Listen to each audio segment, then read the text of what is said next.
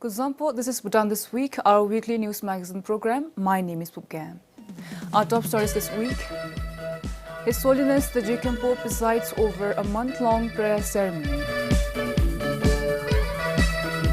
COVID-19 contract tracing app launched. And Education Ministry working on children's education if school closure continues. His Holiness the Jikempo is presiding over a series of rituals and prayers dedicated to late J. Tuzur Tenzin Denup's parinirvana. The month-long ceremony is also to avert the unpredictable occurrence of COVID-19 in the country. The ritual is performed at the main temple of Tangu Dordin Dashitan Buddhist University in Thimphu.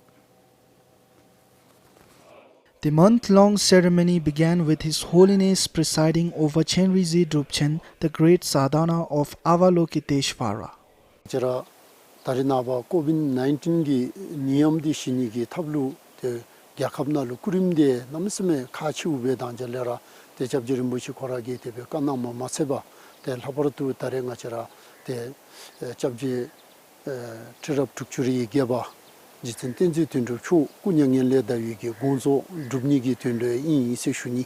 prayers and rituals for late J. Tizur and Kurim for the country's peace and prosperity and its people's well-being amid the COVID-19 pandemic will be conducted simultaneously for the next 15 days. It will be followed by a series of rituals for the welfare of elderly people and the nation as a whole.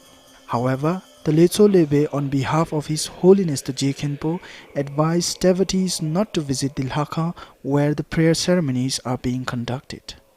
COVID-19 di shigi tablu the kachi kachi gosa udoch bochin mi punzo mabewa shani di kachi ube so ilhankagi lochi ra chabda bebe yuni digi te chabjirimbuchi ge kale te da mi punzo beni de kade nyunyu chibe te bego yu se te tibeni digi da inchimichi te da nyenda pyu te mi punzo bebe te tebe bemigo se tebe kana yise shunila.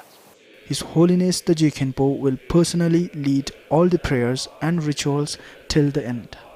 This is Pastor Doji for BBS News. 1,000 gold-plated red Koba Buddha statues were offered to Tangu Dodin Dashita University in Thimphu in dedication of His Majesty the King. A private individual from Thimphu donated these statues. The government, central monastic body and the donor also offered their prayers in honor of His Majesty the King.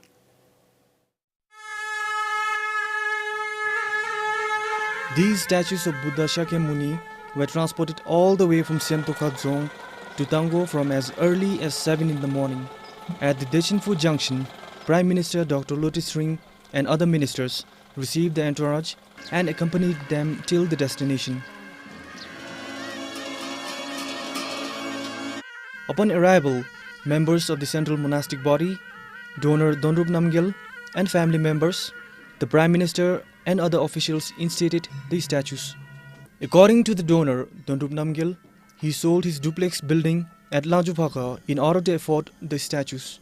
He shared it is to pay tribute to His Majesty the King for his selfless leadership during such times, for the quick relief of the pandemic across the world, and in remembrance of his late parents. This is Sringdandup, BBS News. With stay-at-home orders from the government and heightened stress levels due to the coronavirus pandemic, this is the time when mental health can be compromised if it is not taken care of. While it is important to stay informed, health experts recommend people to minimize watching, reading or listening to news that can trigger anxiety. Health experts say maintaining a normal schedule as much as possible is important at this time. Many of the regular social activities are not available to people due to the pandemic. This gives very little or no opportunity to stay engaged, which increases pressure on one's mental health. A little bit of worry is good for you to protect yourself, but too much anxiety is not going to be helpful because, there's nothing much you can really do. What I would suggest for people who have some anxiety is do some sort of slow breathing exercises, do some muscle relaxation, maintain a good sleep rhythm, do some physical exercises every day, at least half an hour, eat regularly and eat healthy. Dr. Zencho shared that having breaks from social media, limiting news, being careful of what one reads, and staying connected with family and friends can help maintain good mental health. Especially in the pandemic like this, when everybody gets scared, then we can have mayhem and pandemonium. So we need to be prepared. Preparation is the only way for us not to panic. And when I say prepare, you have to be informed well. And don't go to all sources of information. Take information from reliable sources, but don't listen to everybody, because a lot of the information may be fake or not substantiated. In the meantime, the Health Ministry has formed a working group led by Dr. Zencho to plan, prepare and roll out a mental health and psychosocial response to COVID-19. As part of its efforts, it has established direct telephone counseling service at the national level and rolled out training first responders on psychological first aid. Psychological first aid is a tool which will prepare individual first responders to look after their own mental health as well as become competent and sensitive to handle individuals under their care. We have trained around 1,500 DSUPs now on psychological first aid. We have started training our health workers. At least we have trained 100 now in Thimphu, maybe another 100 in Gilifu. Psychological first aid is so important for everybody in a disaster situation. Like if you are a frontline service provider, you should know exactly what to look for, what to listen, how to link with services. And the psychological first aid is not for professionals, it's for general public who help other people. The team has also developed around 12 standard operating procedures to increase the efficiency of services in the time of crises. Starting next week, the team will launch SOPs in all districts and train people. Sunam Pem for PBS News. Now, with many staying home due to the COVID-19 pandemic, children are at risk of getting exposed to increased online activities. According to UNICEF, although increased online activities support children's learning, socialization and play, children are placed at an increased risk of harm from being online. UNICEF says the responsibility falls on the government, service providers, schools and parents to ensure safety of children. Schools in Bhutan have been closed since last month after the first confirmed case of COVID-19. Since then, students have been engaged through online learning programs. UNICEF officials say increased online activities for children leave them vulnerable to online exploitation. There are, of course, some serious concerns about online use of personal information. When children go online, if there are no safeguards to protect them, sometimes they're divulging and revealing information that there are people out there who could misuse that.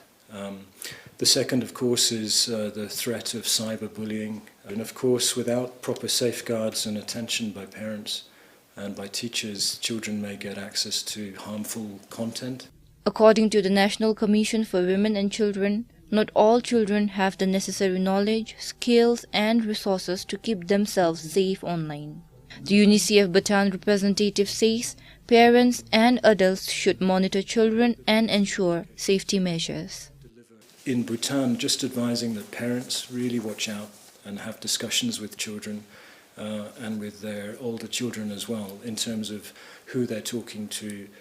Be very open and frank about what they're doing on using online content. And of course, there are devices that you can engage on the computer itself and through the websites just to filter content and make sure children are not getting access or being accessed by harmful content and by people. The Foreign Minister, who is also the chairperson of NCWC, says the government and its partners are working on a technical and practical guidance aimed at urging educators and parents to be alert. Children in Bhutan remain vulnerable to violence, abuse and exploitation online. A study on violence against children and young people in 2016 found that more than 20% of the surveyed children had been exposed to adult content. Kiladem for BBS News. One can help contain the spread of coronavirus by sitting at home. But now one can also do so by using Druk Trace app. It was launched on 20th April and our reporter Sangeet Chazum tells us more about this new development in contact tracing. When the first case was reported on the night of 5th March, officials traced nearly 100 contacts overnight, and it was a daunting task just to find them. And today, Druk Trace app will help to do the same job in a much faster way. Details of the person will be with the officials now.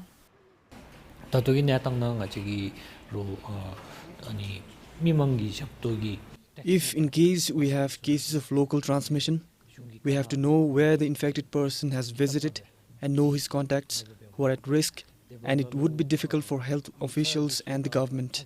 Currently, in every public transports and taxis, they keep the record of their passengers in a book, but we don't have any measures in offices and shops. So to reduce the risk and to easily trace the contacts, we have developed the app. The Android users can download and install the app from Health Ministry's website, Cabinet's website and government portal. Once users open the app, they have to give their names and mobile numbers to register. Then use it to scan QR code displayed at places in public transport you visit or use, so that visitors can be traced easily. QR code can be generated from the app itself, which should be displayed at the entrance. Driver relation to app QR the corregi print be watching lijimi la print be chunkuchi. It would be nice if the drivers could print and paste the QR code which is of the passport size on the car. As and when passengers come, they can scan and the work is done. If they think they can't print and it is expensive, they can generate the QR code and keep it in a phone, so they can show the code to the passenger riding the bus or taxi.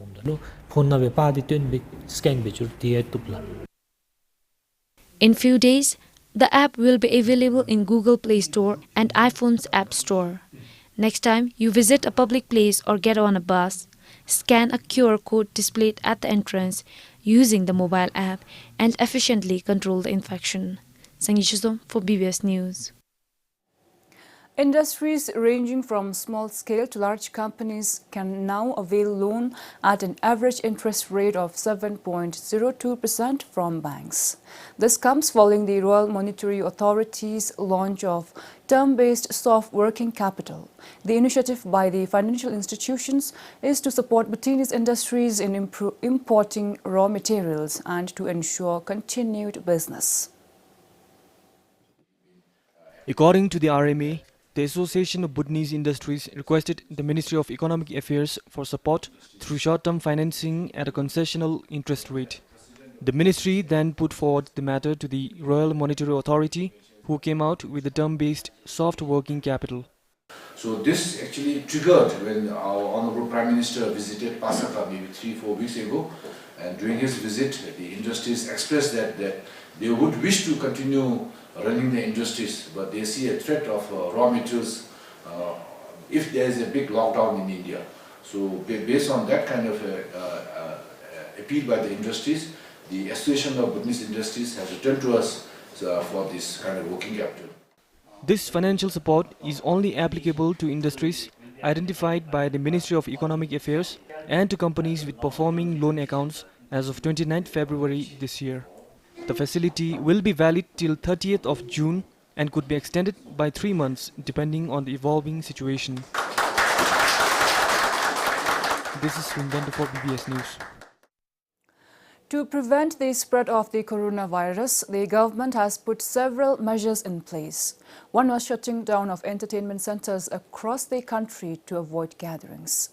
But this decision has affected many people, with several having had their wages reduced and some even laid off. As a means to sustain themselves, a group of dying employees in Munger have taken up temporary jobs being offered by the district administration.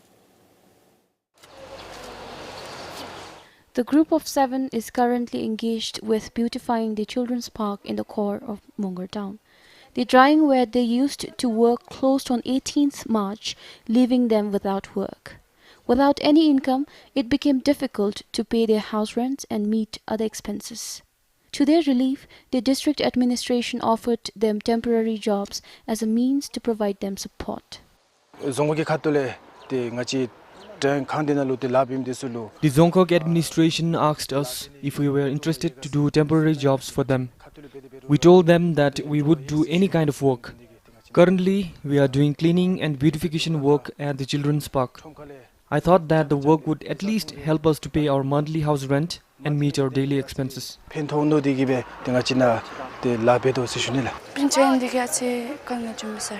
Since I have many family members to feed, I am facing financial problems to look after them and pay the house rent. I asked for a salary advance and paid my house rent last month. I can at least earn enough to pay the house rent from doing such work. There are 7 in our family and we have been badly affected by coronavirus.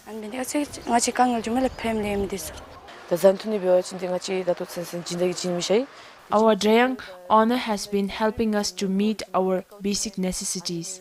But since nothing comes free of cost, it will be difficult for the owner to continue helping us. Moreover, he also helped us to open a credit account in one of the shops to buy basic necessities. He will deduct the money from our salary when we join back. The district administration is giving them 215 item per day, which is the national wage rate. Currently, there are 13 entertainment centers in Mongar. For Sonam Sring in Mongar, Samtin Dolkar, PBS News. With schools closed until further notice due to the COVID-19 pandemic, children and parents are concerned with the implications if the closure continues for a longer period. As a result, the Education Ministry has formed a task force committee, including various stakeholders, to work on how to go about. The proposal will be submitted to the government soon. If the situation improves within May, then students will come back to schools and follow the normal curriculum. But if the schools remain closed for a longer period, the officiating secretary of the Education Ministry says they are looking at assessing and promoting students based on planned learning outcomes. One of the options we are looking into is following the adapted curriculum, but then this will be for classes from PP to 9 and then class 11. For the other 2 classes, that is class 10 and 12, we are thinking about prioritized curriculum. And when I say prioritized curriculum, it is not theme-based. We will go focus on subjects, but not covering the contents as we normally follow. Promoting all students based on a particular assessment or making all students repeat is another option the ministry is considering. Now, when we look into this, we also have to look into the impact, the implications of it. And for this, we are working on this, look into the pros and cons. While the ministry is working on various other options for the government to consider, they say promoting students is a good option.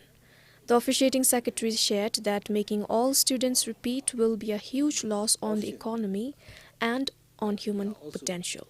For now, students across the country are continuing their education through various platforms such as broadcast media, YouTube and Google Classroom, among others. Sunam Pem for BBS News. People of Gelifu Geok are indicating that the 37 million ngutam drinking water project in the area is a failure. The Balu River project was completed in 2018 but did not solve the water problem. Today, in the time of the pandemic, locals are facing acute drinking water shortage for more than a month now. Life here is high and dry without water. This is Pemathang in Gelifu Geok. Pandemic coupled with hot weather is forcing people to store whatever little water they get. Villagers of Pelrithang Khate and Khame share the same story, but it is nothing new. the water from the project never reached them.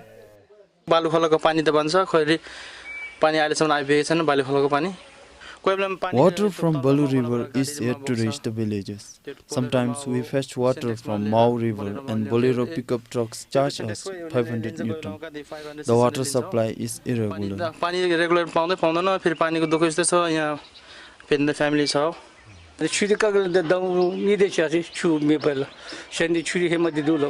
has been no water for about 2 months.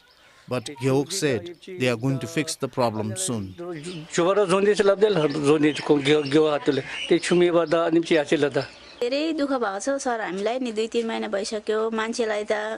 It has become difficult without water for about 3 months.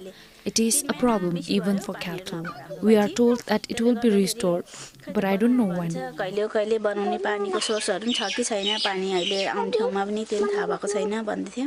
Earlier it was due to contract extension, but today there is more to the problem than meets the eye.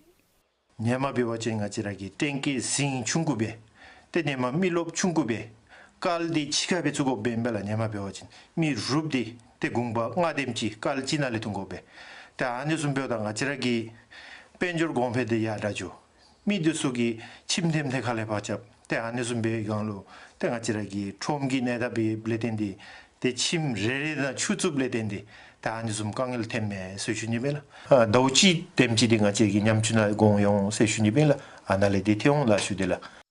Today people temporarily get water from all available sources. For Karmawandi in Sarpang, Sringzam, BBS News. That's all we have for you for this week. Thank you so much for watching.